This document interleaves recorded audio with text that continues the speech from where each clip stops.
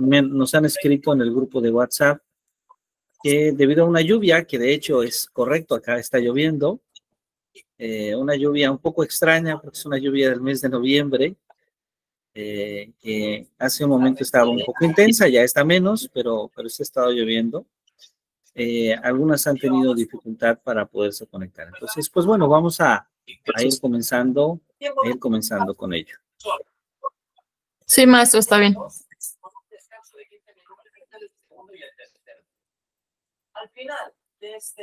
Perfecto. Muy bien, pues bueno, vamos entonces a comenzar nuestra sesión de clase, nuestro tercer seminario en este cuatrimestre, y bueno, el tercer seminario es justamente el seminario de calidad en la educación. Así que, bueno, pues le doy una cordial bienvenida. Sé que han tenido la oportunidad antes de poder trabajar con la doctora Natalia Bustos Carrillo. También estuvo con ustedes, si no estoy equivocado, también la doctora Denise Villalobos. Entonces, pues bueno, espero que estos seminarios previos hayan sido muy provechosos. Y ahora vamos a hablar de un seminario que de inicio toca un tema que tiene una conexión muy especial, porque por un lado vamos a hablar desde una perspectiva de cómo pensar la educación, tomando la directriz justamente desde la UNESCO, pero por otro lado también vamos a pensar en la escuela, en el servicio educativo, las características que tiene el servicio educativo y cómo podemos justamente encontrar áreas de mejora en este servicio educativo. De compaginar estas dos perspectivas, una perspectiva de alguna manera teórica y global, como la que nos ofrece la UNESCO, a una perspectiva que está pensada más en ver el servicio educativo, en analizar el servicio educativo y encontrar mecanismos o formas de poder garantizar un servicio de calidad a los usuarios de este servicio educativo, que en primera instancia son los estudiantes, pero que también forma parte de ello los profesores y toda la comunidad educativa. Entonces, pues bueno, bienvenida. Podríamos comenzar nuestro seminario muy seguramente hablando o cuestionándonos sobre qué es lo que nosotros entendemos por calidad educativa. Y esto nosotros lo podemos revisar en muchos textos, en muchos materiales que provienen del ámbito de la gestión educativa, de la administración educativa, de la administración de instituciones educativas o de la misma administración cuando a la gestión de un servicio le quitamos el término educativo y simplemente hablamos de la gestión de un servicio en lo general. Ciertamente que el servicio que se presta a ser educativo le da ciertas características específicas, porque no trabajamos con materiales, no trabajamos con cosas, sino que esencialmente trabajamos o prestamos un servicio para y con las personas. Voy entonces ahora a no definir qué es la calidad educativa, sino que voy a tratar de hacer algo opuesto, menos común a la mayoría de los cursos de este tipo, y voy a tratar de complejizar el contexto en el que surge el concepto para tratar más bien al final del seminario de construir una definición de calidad educativa que pueda ser mucho más colectiva y que en cierta medida, como ya lo anticipaba antes, está dirigida bajo los conceptos de la UNESCO. Entonces, bueno, el día de hoy vamos a comenzar hablando sobre la calidad en la educación. Vamos a tratar de comprender qué es la calidad de la educación o cómo surge el contexto de calidad, cómo surge el concepto de calidad en el contexto educativo. Vamos a tomar esto como un punto de referencia y desde luego, por favor, puede interrumpirme en los momentos que usted considere adecuados, porque además tengo la idea de que usted en su trabajo allá en el Instituto Tecnológico de Estudios Superiores de Ciudad Hidalgo ha trabajado estos temas. Tengo la idea de que usted ya dentro de su formación también está ligada al campo administrativo, no sé si estoy en lo correcto, maestra Brenda, pero además particularmente a nivel institucional ha trabajado en los procesos de formación de docentes y muy seguramente el trabajo que usted ha realizado ya en el instituto está ligado a la construcción de un concepto de educación de calidad en el Instituto Tecnológico de Estudios Superiores de Ciudad Hidalgo. ¿Esto es correcto? Sí, maestro, de hecho, cuando lo comentaba, me lo estaba trayendo a la mente, todo lo que viene siendo darle respuesta y continuidad a los sistemas para los que trabajamos en el instituto, que vienen siendo sistemas de calidad, que son los sistemas, en este caso, claro, todas las empresas lo trabajan, no los sistemas ISO, lo que es este sistema internacional de normalización, pues. Entonces, al darle respuesta a estos sistemas en los que estamos integrados, tenemos que trabajar bajo parámetros de calidad, obviamente. Todo se nos mide, todo se mide, todo tiene que mejorar, tiene una mejora continua y se hacen auditorías para ver cómo va esa calidad con la que se está trabajando. Calidad en los procesos administrativos y calidad en la educación. Si hablamos de calidad en la educación, pues se refiere a la calidad que los maestros están brindando ese servicio al alumnado y que ese servicio pues viene siendo adecuado para el nivel que estamos manejando, que es nivel superior, ¿no? Se mide esa calidad por medio de instrumentos de medición también, se mide cómo está proporcionándose esa calidad a los alumnos, midiendo la satisfacción de ellos, de cómo está haciendo la clase para ellos. No sé si por ahí vaya el asunto más o menos. Sí, de hecho, tiene una conexión con esta visión que usted comenta, pero vamos a tratar un poquito de complejizarla un poquito más. Sobre todo considerando diversas conceptualizaciones, diversos modelos, vamos a decir nosotros, sobre lo que nosotros entendemos sobre la calidad. ¿Sí? Entonces, pues bueno, me da muchísimo gusto, esperamos que sea un seminario muy enriquecedor. Vamos a comenzar y voy a permitirme proyectar allá con usted unas diapositivas que hemos preparado para guiar la discusión esencialmente. Entonces, pues bueno, el día de hoy vamos a hablar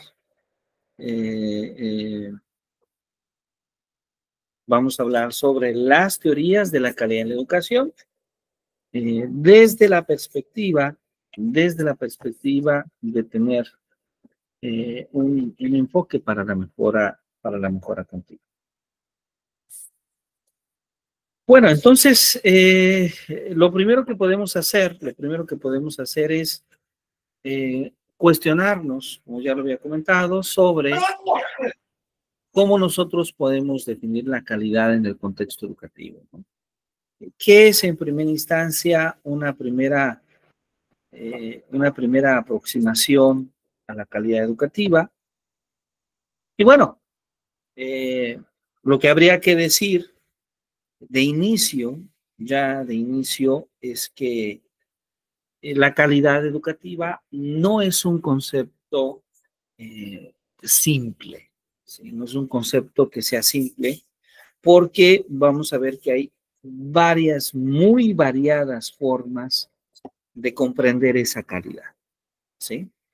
Por un lado, entonces ya de inicio estamos añadiendo que va a haber cierta complejidad, que no es un concepto que sea unívoco, no es un concepto donde simplemente alguien dice, esto es la calidad educativa y esto es, no hay otra manera de interpretarlo ni de comprenderlo, no. Lo que vamos a ver esencialmente es que va a ser más complejo que ello, pero Esta calidad a la que hacemos referencia a menudo es interpretada de diversas formas, en diversos contextos, desde diversas miradas, ¿sí? La mirada que tienen los estudiantes, que tienen los padres de familia, refiriéndome a la escuela, la mirada que tienen los docentes, ¿sí? Pero también la mirada que tienen los administrativos desde la escuela, que es muy diferente, que son preocupaciones muy distintas, hasta también las preocupaciones que vienen de los empleadores, que generalmente estos empleadores nos vamos a referir como ese equipo directivo, ese equipo de alta dirección, ese equipo que a veces los empleadores son los directivos, a veces son los propietarios, etcétera. Entonces, hay distintas miradas, hay distintos contextos para hablar sobre la calidad. Ahora, el concepto de calidad, que ya asistíamos en el sentido de que es muy amplio, pero este concepto es un concepto que va más allá de los resultados académicos, ¿sí? Que va más allá de los resultados académicos. ¿Y por qué decimos que va más allá de los resultados académicos? Porque, por ejemplo, evaluar únicamente los resultados que tiene el impacto de un docente en sus estudiantes para poder decir que es un docente de calidad, en muchos contextos, esto no podría ser necesariamente algo aceptado. ¿Sí? En algunos sí. De hecho, hay instituciones educativas que este esquema es el que utilizan para poder evaluar y para poder decir que un determinado docente posee cierta calidad en el servicio educativo, en la gestión educativa o pedagógica que ofrece a sus estudiantes. Sin embargo, habrá que cuestionar el proceso inverso sobre aquellos docentes que probablemente muestran un esfuerzo profundo por su práctica y no logran los resultados esperados en los estudiantes. ¿Esto implicará entonces que sean malos docentes? No necesariamente tampoco. Entonces, simplificar la calidad educativa únicamente a la evaluación de una práctica educativa tampoco es la forma más adecuada para hablar de la calidad educativa. Entonces, va más allá de los resultados académicos. Esto siempre va a involucrar un proceso de enseñanza-aprendizaje, va a involucrar de considerar el entorno, los recursos, las condiciones de equidad que se gestan y además de ello, desde luego, la relevancia. También es algo que nos permite hablar de la eficiencia, ¿sí? De poder pasar de la eficiencia a la mejora continua, ¿sí? A la mejora continua. De poder pasar de poder garantizar un servicio educativo que se gestione con equidad, ¿sí? Que se gestione con equidad, con condiciones de acceso y de posibilidad de desarrollo para todos los participantes de la escuela. Eso también tiene que ver justamente con la calidad. Entonces, ¿por qué es importante estudiar las teorías de la calidad en la educación? Para muchos especialistas, esto es relevante porque nos permite crear marcos conceptuales para poder entender, para poder analizar, para poder mejorar los sistemas educativos, ¿sí? Y claro, estos marcos conceptuales en la práctica, ¿qué nos permiten? Pues nos permiten tener una guía para la toma de decisiones, ¿sí? Algo que es constante en la escuela, tener una guía para formular políticas, pero también para implementar prácticas pedagógicas. Además, esto también nos permite hacer un trabajo de análisis de nuestra escuela que nos ayude a identificar cuáles son los indicadores claves para constituir una educación de calidad en la institución educativa. Entonces, de inicio, podríamos darnos cuenta que definir la calidad educativa, pues, involucra varios aristas, involucra varias miradas. Sin embargo, dentro del ámbito de la calidad educativa, hay varias teorías que han tratado de crear un modelo sobre cómo alcanzar esa calidad en la educación, o esa calidad educativa. Y vamos a comenzar estudiando el día de hoy el modelo desarrollado por tres académicos muy reconocidos. Uno es Edward Deming, Joseph Juran y Philip Crosby. ¿Sí? Este modelo, que por cierto no surge en el ámbito educativo, es un modelo que surge más en el campo de la administración, de la gestión, pero que se adapta de manera muy adecuada a las necesidades de la escuela. Este modelo desarrollado por Deming, por Juran, por Crosby, se centra esencialmente en la idea de la mejora continua de los procesos. Por una parte, vamos a mejorar los procesos, vamos a estudiar los procesos. Y claro, un elemento muy importante es observar la satisfacción del cliente. Que el cliente se sienta atendido, que el cliente se sienta satisfecho. En educación, este es un proceso que es un poco más complejo, porque el cliente es aquella persona que recibe el servicio educativo, pero no siempre el cliente es plenamente consciente de su propio proceso formativo, ¿sí?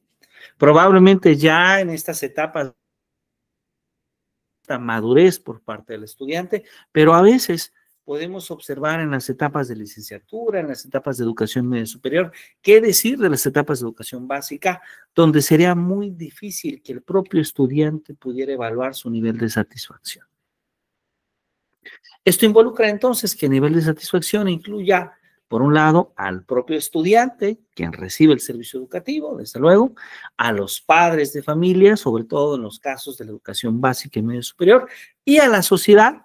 ¿Y por qué decimos a la sociedad? Bueno, porque también podemos evaluar cuál es el efecto, el impacto que están teniendo la formación de los estudiantes en la sociedad, refiriéndonos, por ejemplo, a las habilidades profesionales que puede desarrollar un estudiante.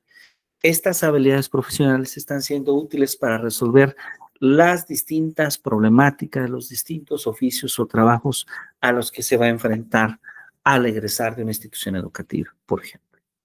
Y claro, esta mejora continua de los procesos, esta satisfacción del cliente, también requiere de la participación de todos los miembros de la organización, de todos los miembros de la escuela.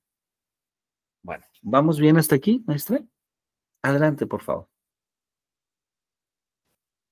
Maestro, tengo la duda mencionó ahorita sobre que el alumno no es consciente, pero no alcancé a retener la idea que mencionaba sobre esa parte. No sé si me pudiera repetir. Ah, claro, claro. Bueno, esta es una característica muy importante porque el servicio educativo, digamos, es muy diferente a un material, ¿sí? Nosotros nos dedicamos a vender autos que cumplen ciertas características. La maestra Brenda compra el auto y si el auto no funciona, ella exige un reembolso, un servicio al auto o, en definitiva, que le den un auto nuevo. Pero esto no pasa con el servicio educativo porque formamos personas. Entonces, no podemos cambiar a los estudiantes. No podemos pedir que nos cambien a un estudiante. El estudiante está ahí. Entonces, el avance o la interpretación de la satisfacción del alumno se mide en parte en el alumno mismo. Pero hay ciertos sesgos que el alumno puede experimentar, ¿sí?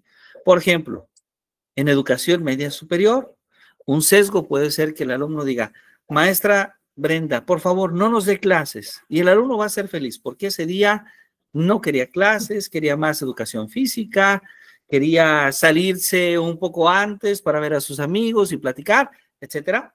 Y entonces el alumno no siempre tiene un juicio, no siempre tiene un criterio, porque ese criterio se ve afectado por un sesgo que tiene la misma persona que recibe el servicio educativo. Ese sesgo está presente desde la educación básica. Sería muy difícil que un niño pueda evaluar la calidad de las clases que recibe. Será muy difícil que un adolescente y un estudiante de educación media superior lo reciba. Generalmente ya en la educación superior o de posgrado esperamos que los alumnos tengan la suficiente madurez para poder hacer este juicio y esta evaluación. Y debo decirlo con un profundo respeto. A veces, inclusive en maestría y doctorado, nos encontramos casos donde tampoco se tiene ese nivel de conciencia, ¿no? Entonces, esto hace que la evaluación de la satisfacción tenga que incluir más variables, ¿sí? La primera variable está en quién recibe el servicio educativo. Desde luego que sí. Es importantísimo incluirlo, aun cuando estemos conscientes de que no es el único criterio. Esto es muy importante, no es el único que evalúa. Si estamos hablando de estudiantes de escuelas básicas o de educación media superior, generalmente hay que incluir a los padres de familia, ¿sí? Si estamos hablando de estudiantes universitarios, de estudiantes de posgrado, entonces hay que incluir a quienes dan empleo a esos estudiantes, a quienes, por ejemplo, dan empleo a los estudiantes, a quienes necesitan estudiantes formados con esos perfiles académicos. Y entonces ahí podríamos decir, mira, tenemos ingenieros en mecánica que sí están cumpliendo las necesidades de las empresas que necesitan ingenieros en mecánica. Bueno, entonces vamos bien en este tema de la calidad. O resulta que la mayoría de nuestros ingenieros en mecánica no tienen empleo como ingenieros en mecánica. ¿Qué es lo que está pasando? ¿Sí? Tenemos que hacer un análisis más amplio. A esto, desde luego, también hay que sumar la satisfacción de cada estudiante, la satisfacción de los docentes que participaron en el proceso con el estudiante. Entonces, no podemos, al punto que voy es que no podemos simplemente considerar a quien recibe el servicio educativo como el único punto para evaluar ese servicio educativo, ¿sí? Claro, hay que incluirlo, pero no es la única variable. Hay que considerar otros aspectos importantes en esa evaluación. Bueno, espero haber aclarado, maestra Brenda, ¿sí? Sí, ya quedó claro y anotado. Gracias, maestro. Muchas gracias, muchas gracias. Ok, voy a volver a compartir. Este es un punto muy importante porque, por ejemplo, a veces las evaluaciones en las instituciones educativas terminan siendo evaluaciones que tienen que ver más con la popularidad, con la conexión inclusive emocional que tiene el docente con el grupo de clase. Y claro, la conexión emocional del docente con el grupo de clase es importante, indudablemente lo es. No estoy negando eso. Claro que lo es importante. Pero también es importante que los estudiantes desarrollen las habilidades profesionales que corresponde a ese seminario o a esa clase. Y entonces a veces se evalúa popularidad, a veces se evalúa esa conexión, con qué docentes me siento cómodo, con qué docentes puedo conectarme más, y aquel docente que me exige, y aquel docente que tiene un trato más exigente, pues entonces es un docente que evalúo con estándares más bajos, ¿sí? Entonces, bueno, la evaluación tendría que considerar más aspectos, no solamente eso. Ahora, esta manera de gestionar la calidad a la que se refiere Deming, Juran y Cosby tiene importantes aplicaciones en la educación. Por ejemplo, el enfoque de centrarnos en el estudiante, ¿sí? De ver al estudiante como un cliente principal. Y lo que se hace es buscar su satisfacción y su éxito. Por una parte. Por otro lado, tenemos también que este modelo de gestión de la calidad total, ¿sí? Tiene un liderazgo comprometido, ¿sí? Un liderazgo que permite que quien da la dirección a las instituciones, los rectores, los directores, impulsen una cultura de la calidad, ¿sí? Impulsen una cultura de la calidad, ¿sí? Habitualmente, este modelo de gestión calidad total es un modelo que busca la participación de todos, de los docentes, del personal administrativo, de los estudiantes, de los padres de familia, de la comunidad involucrada en la mejora continua. Y desde luego, es un modelo que busca que la toma de decisiones esté basada en los datos, que usa indicadores, que usa evaluaciones para identificar justamente estas áreas de mejora. Una de las características que tiene este modelo también es justamente la construcción de círculos de calidad, ¿sí? Es decir, de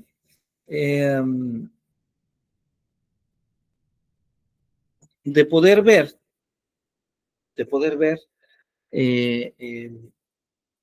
la construcción de grupos de trabajo para resolver problemas específicos, considerando generalmente las habilidades de cada uno de los miembros de trabajo. Es decir, tenemos academias, tenemos grupos administrativos, tenemos grupos directivos, tenemos grupos pedagógicos.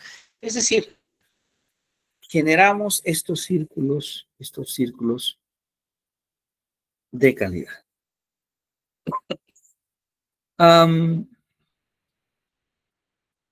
Y bueno, tenemos también algunas fortalezas, algunas limitaciones.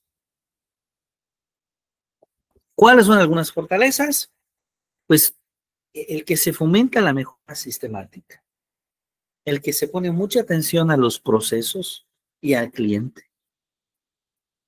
Pero también esta manera de gestionar la calidad a veces es vista como algo industrial, como algo burocrático para el ámbito educativo, ¿sí? Porque a veces en el ámbito educativo también hablamos de la creación y de la formación, y no necesariamente la creación y la formación busca seguir las mismas reglas para todas las personas, ¿sí? ¿Alguna duda en este sentido? No, maestro, vamos bien. Perfecto.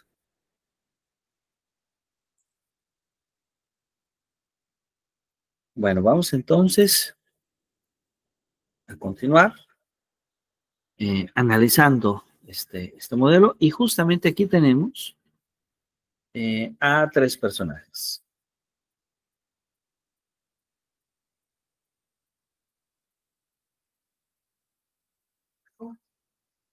Ellos son justamente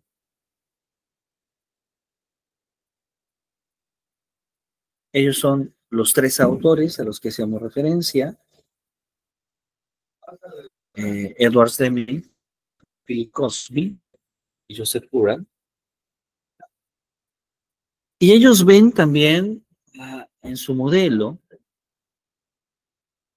a la calidad, pero la ven también como una eficiencia, y como una eficacia. Es decir, la calidad, desde esta segunda perspectiva, se mide por la optimización de los recursos, esa eficiencia, y por el logro de los objetivos, esa eficacia. Entonces ahí tenemos dos conceptos muy interesantes, la eficiencia y la eficacia. La calidad se mide por los resultados medibles, tasas de graduación, resultados de pruebas estandarizadas. Esto es muy importante, porque a veces nosotros utilizamos el término, por ejemplo, en nuestro país, en los últimos años se ha empezado a hablar del término de calidad educativa, pero se quiere dejar de manera laxa. No se quieren presentar tablas, no se quieren presentar pruebas estandarizadas, y sin embargo se asume que existe algún tipo de calidad. Bueno, la pregunta sería, ¿la calidad respecto de qué? Si no pongo un punto de partida, un punto de comparación, es difícil hablar de la calidad.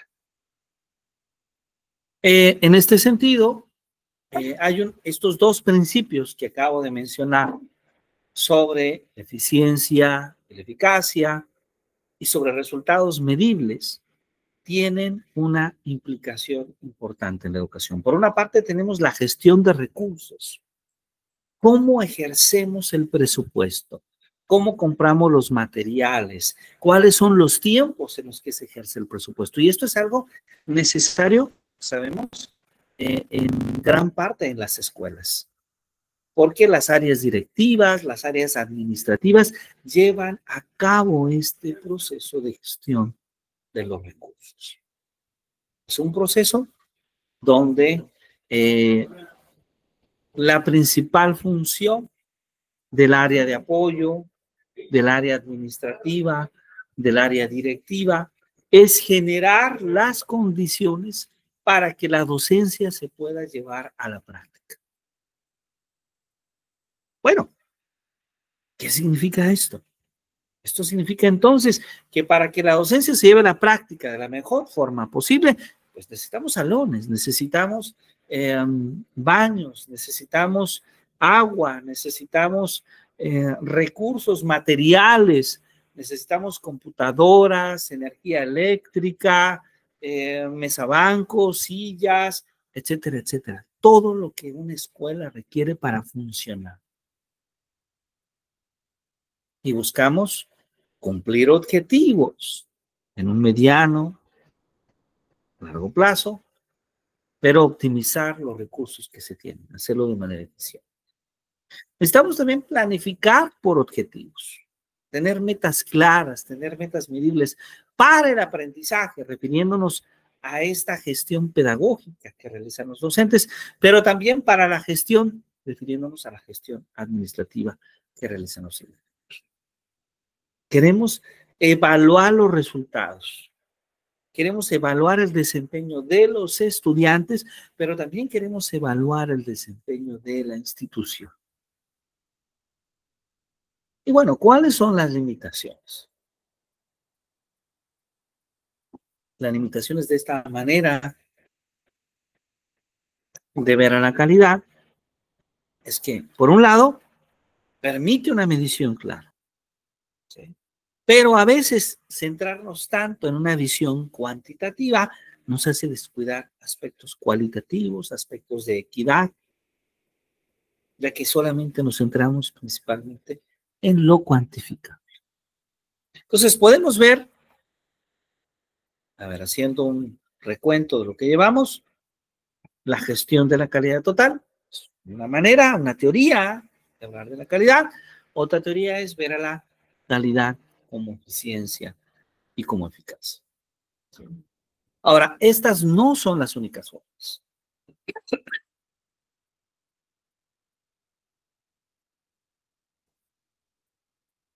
Porque también podemos ver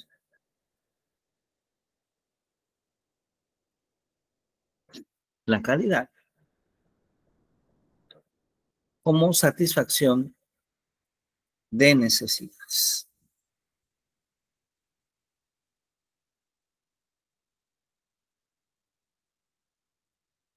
¿Sí?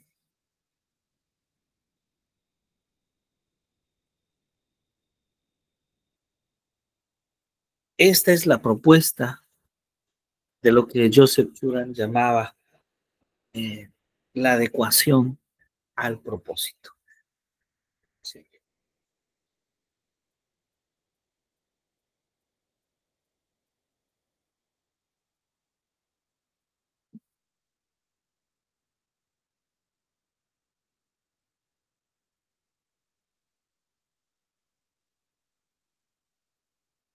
Es decir, entender la calidad desde esta perspectiva implica definirla como una adecuación a un propósito. Implica definirla como la satisfacción de las necesidades interesadas. Bueno, ¿qué significa esto en la educación? Por una parte, gozar, tener un currículo relevante. Un currículum que responda a las necesidades de los estudiantes, al mercado laboral, a la sociedad. Y aquí nos centramos en una idea muy importante educativa, porque el currículum relevante es en realidad pensar en cuál es ese perfil de egreso, cuáles son las habilidades que debe tener ese estudiante universitario que egresa de la universidad, de un instituto tecnológico, de una escuela normal. Son las necesidades que requieren los empleadores, son las necesidades que requiere el mercado laboral, son las necesidades que busca atender la sociedad. Entonces, un currículum relevante significa que ese perfil de egreso, esos planes y programas de estudio con los que se forma el estudiante, atienden las necesidades de ellos en primera instancia, las del mercado laboral, pero también las de la sociedad. Segundo, la pertinencia. El pensar los programas educativos que puedan ser útiles, que pueden ser aplicables a la realidad de sus egresados. ¿Sí? Que lo que se aprende en la escuela sea útil para la vida profesional. Pero además, que pueda cumplir sus expectativas, que pueda cumplir las expectativas de los padres, de los estudiantes, de los empleadores respecto a la formación que se recibe. Y claro, también hay algunas fortalezas, también hay limitaciones. Una de ellas es que esta manera de ver la calidad está orientada al usuario. Y el término necesidades del que hemos estado hablando es un término que puede ser complejo y que puede variar en distintos contextos. ¿Vamos bien hasta aquí, maestra? Sí, maestro, todo bien.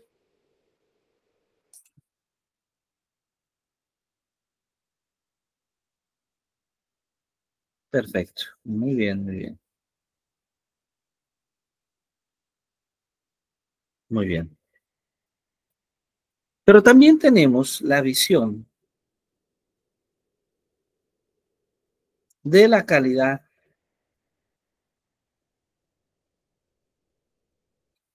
como transformación. ¿Sí? El pensar que sí nos podemos centrar en los procesos, sí nos podemos centrar en la eficiencia y la eficacia, sí nos podemos centrar en adecuarlos a las necesidades de quien se va formando en la escuela.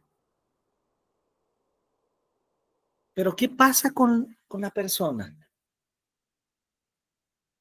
La persona que recibe un se va transformando, se va desarrollando.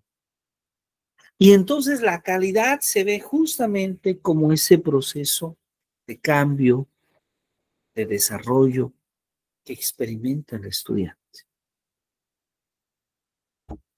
La calidad entonces se centra en crear valor en ese proceso de transformación que es en primera instancia personal y en segunda instancia también social.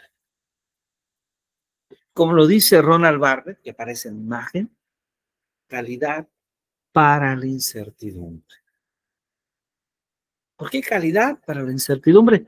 Porque la incertidumbre representa en este caso el cambio. No sabemos hacia dónde va el mundo, no sabemos en qué dirección nos lleva la vida, pero si tenemos las herramientas adecuadas, las habilidades adecuadas, los conocimientos, las actitudes, entonces tenemos calidad en nuestra persona y podemos dirigirnos en cualquier dirección. Bueno, ¿cuál es la aplicación que vemos en la educación? Pues en la educación esto lo vemos directamente como el desarrollo de las habilidades del siglo XXI.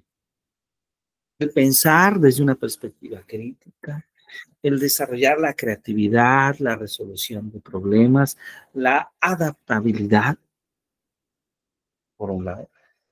Pero por otro lado tenemos la formación integral, que va más allá de lo académico, que incluye, desde luego, tanto el desarrollo personal como ético y ciudadano. Pero además tenemos el aprendizaje significativo, ¿sí? El poder promover en cada uno de los estudiantes un aprendizaje profundo, un aprendizaje que cambie la forma de pensar y de actuar de los estudiantes.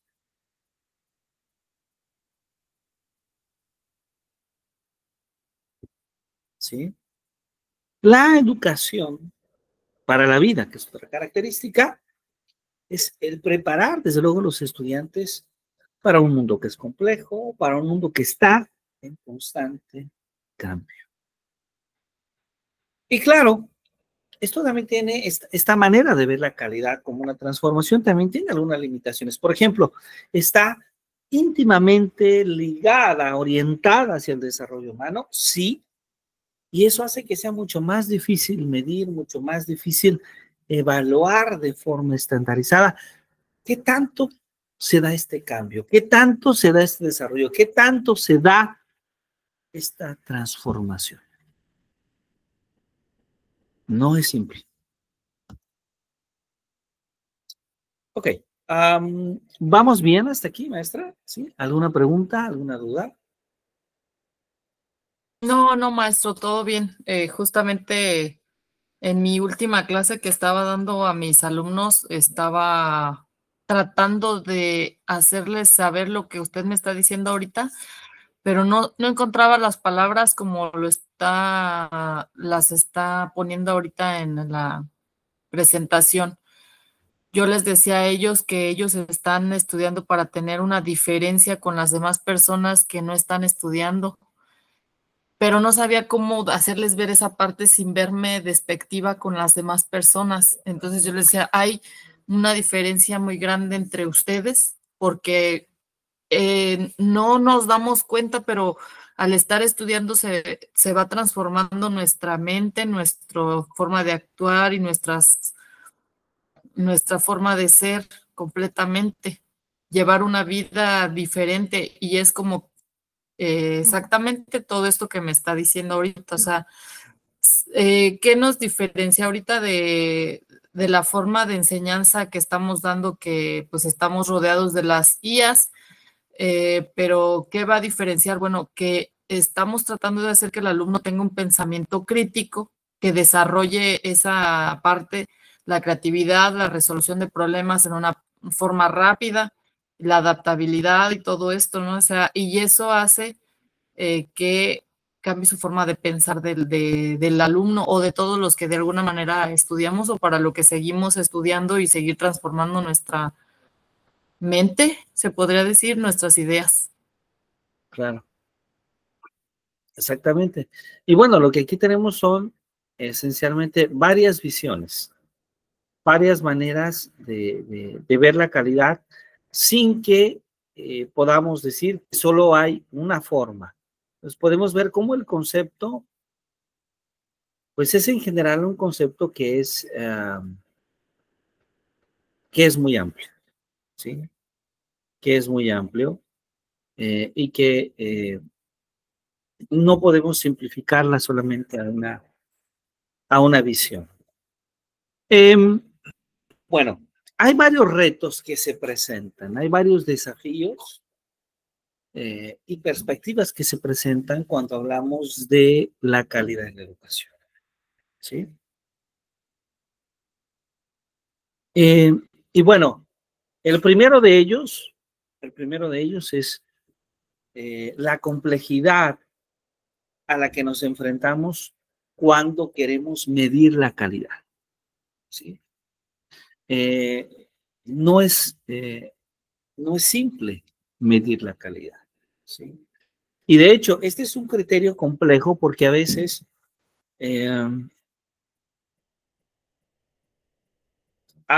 una medición, la medida de una prueba estandarizada, no es la medición de la calidad en sí, ¿sí? Pero también es cierto, y aquí uno tiene que ser muy cuidadoso, que necesitamos también algunas medidas estandarizadas para poder establecer una comparación. Por ejemplo, en psicología, psicometría, podemos hablar de la medida del IQ. Y alguien podría decir, bueno, es que medir el IQ no significa medir la inteligencia que una persona puede poseer. ¿La afirmación es correcta? La respuesta es sí. Definitivamente medir el IQ no significa medir la inteligencia de la persona. Sin embargo, el IQ nos da un estándar de qué posibles habilidades posee la persona. Entonces, aquí es un asunto de cómo nosotros interpretamos la medida y cuál es el juicio que podemos hacer con ella. Sería injusto que alguien tuviese un IQ más bajo que otra persona, hablando de una comparación, y que entonces esa persona no pudiera desempeñar un puesto laboral, no pudiera participar de estudios superiores en una universidad, ¿sí? Sin embargo, tampoco podemos tomar la afirmación como un criterio para poder decir, entonces que no se mide el IQ. Y entonces todos somos inteligentes por definición y todos tenemos muchas habilidades por definición. Ahí se tiene que ser muy cuidadoso, ¿sí me explico? Es cierto que la prueba PISA no evalúa la calidad educativa de un sistema educativo. La calidad que tanto aprenden los estudiantes en un sistema educativo es cierto. Pero tampoco podemos decir, como la prueba PISA no lo mide, pues entonces no vamos a medir los aprendizajes de nuestros estudiantes y ¿qué creen? Todos vamos a ser muy, muy buenos. No, tampoco funciona el otro extremo, ¿sí? Entonces, habrá que tener claro que en efecto, la calidad representa un problema para medirse, pero no podemos simplemente utilizar este argumento para insistir en no medir la calidad bajo ningún criterio, ¿sí? Y claro, hay muchas complejidades, cómo medimos la creatividad, la empatía, el pensamiento crítico. Híjole, es una tarea compleja, es una tarea compleja. Segundo, un segundo desafío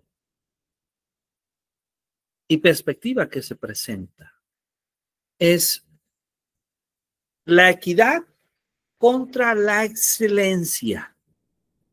Wow, esto es complejo. ¿Cómo podemos asegurar una educación de calidad para todos, reduciendo brechas, sin sacrificar la excelencia? No es una tarea simple, ¿sí? Sí, hay modelos que garantizan la excelencia. El modelo clásico que surge de las universidades europeas, lo vemos en Oxford, lo vemos en Cambridge, después lo vemos replicado en las universidades que surgen entre el siglo XVIII y XIX en los Estados Unidos, perdón, XIX y XX. lo vemos en Princeton, en Stanford, en Harvard, etcétera. Lo vemos en la UNAM, nuestro país. Y claro, este modelo garantiza la excelencia, pero tiene un problema. No es para todos. No todos pueden ir a la UNAM. No todos pueden ir a Harvard. No todos pueden ir a Cambridge. Algunos, quienes cumplen ciertas características. Y entonces alguien dice, es que la educación debe de ser para todos. Y de hecho la UNESCO lo dice. Ah, entonces esto significa que lo que debo de hacer es que la universidad se abra y no tenga ningún criterio para discriminar quién debe tener acceso a ella y quién no.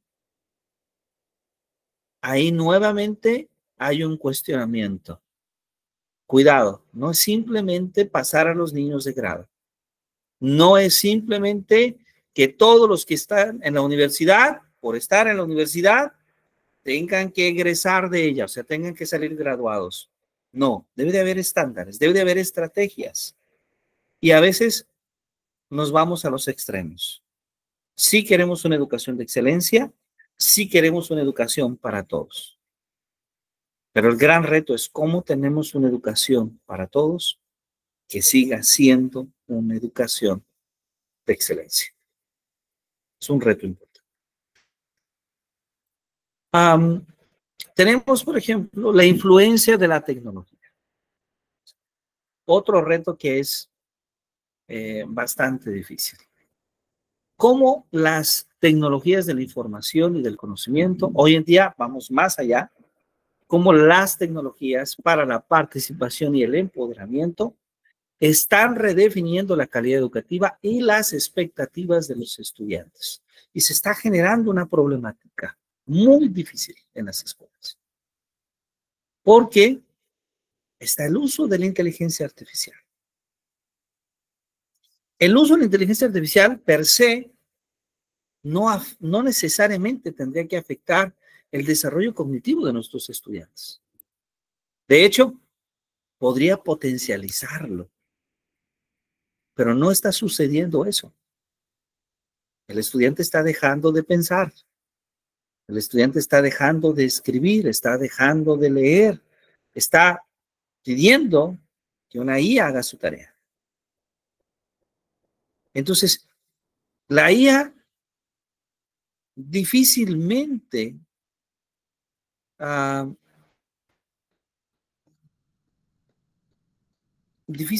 a desaparecer. Nosotros tenemos que adaptar el servicio educativo considerando la existencia de la inteligencia artificial. ¿Cómo garantizar el desarrollo de las habilidades, de las actitudes, de los conocimientos, sabiendo que existe la inteligencia artificial? No es una respuesta, es una pregunta.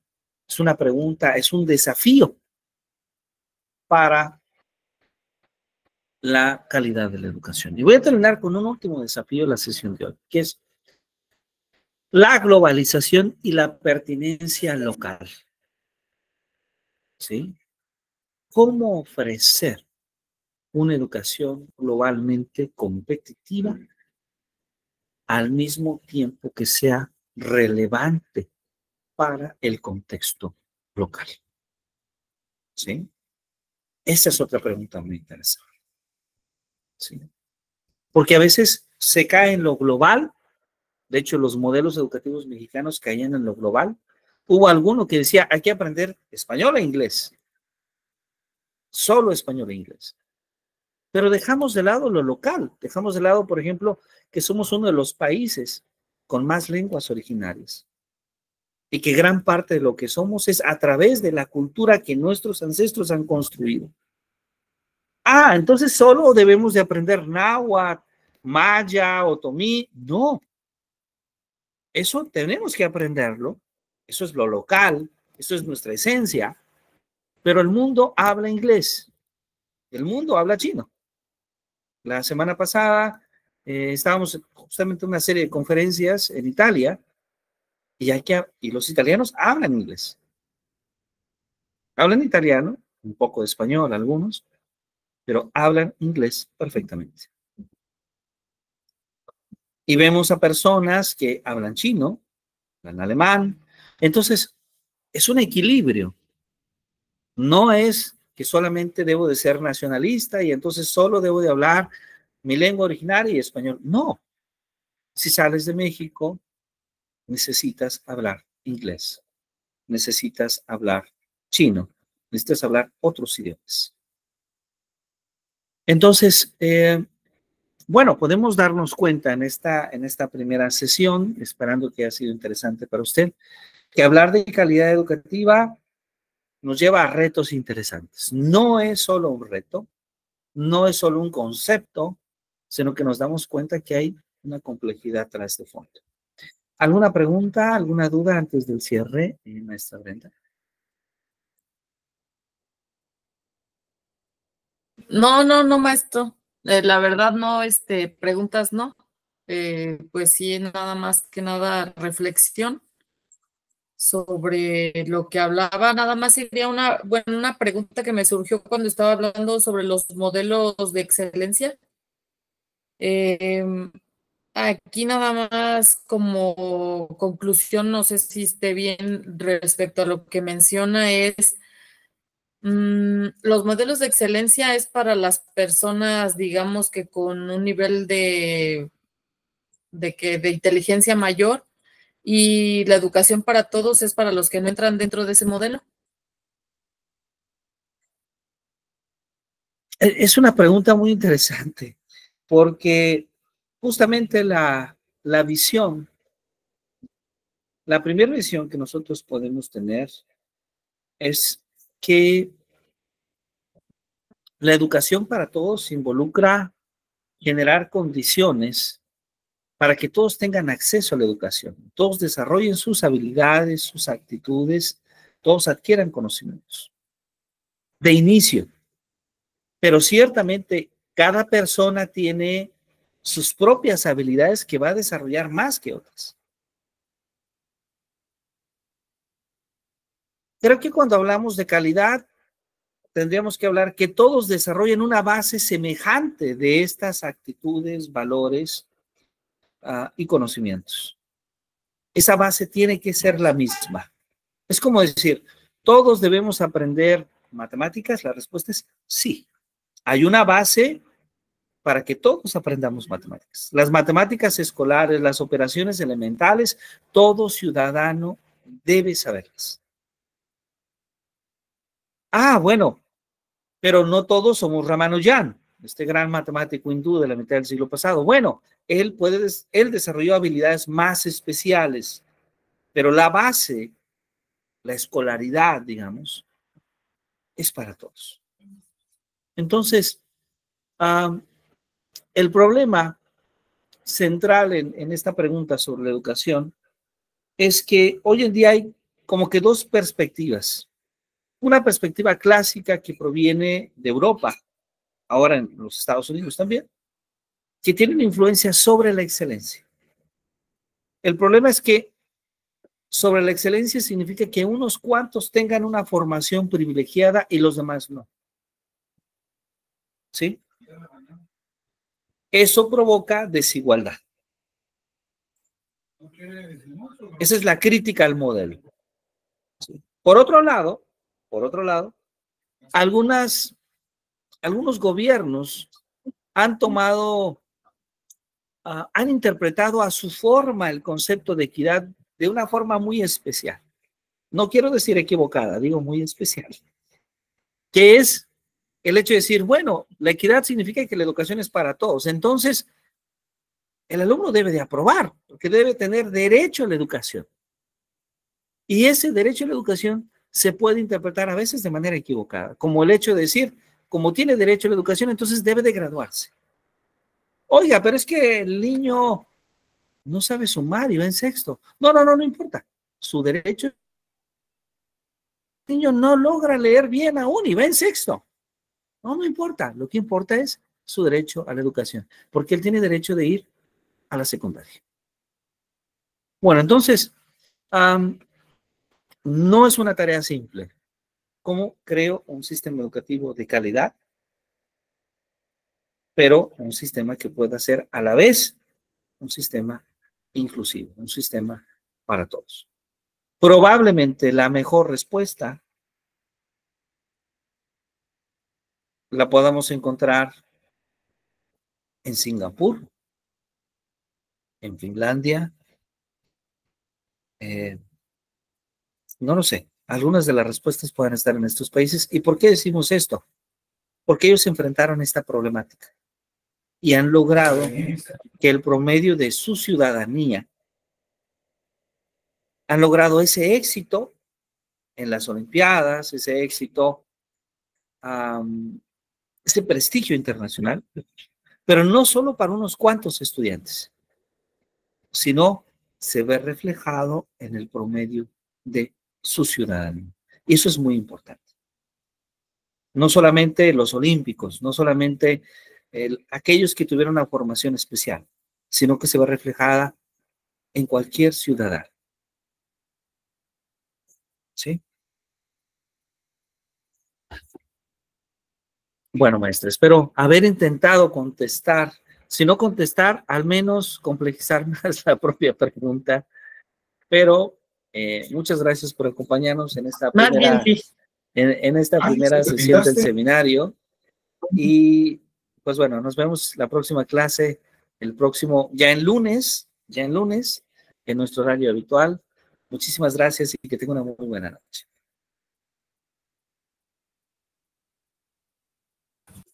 Sí, maestro, buenas noches. Muy buena noche. Que tenga usted un muy buen descanso, que lo pase muy bien. Hasta luego. Sí, igualmente. Gracias, hasta luego, maestro. Gracias, buenas noches.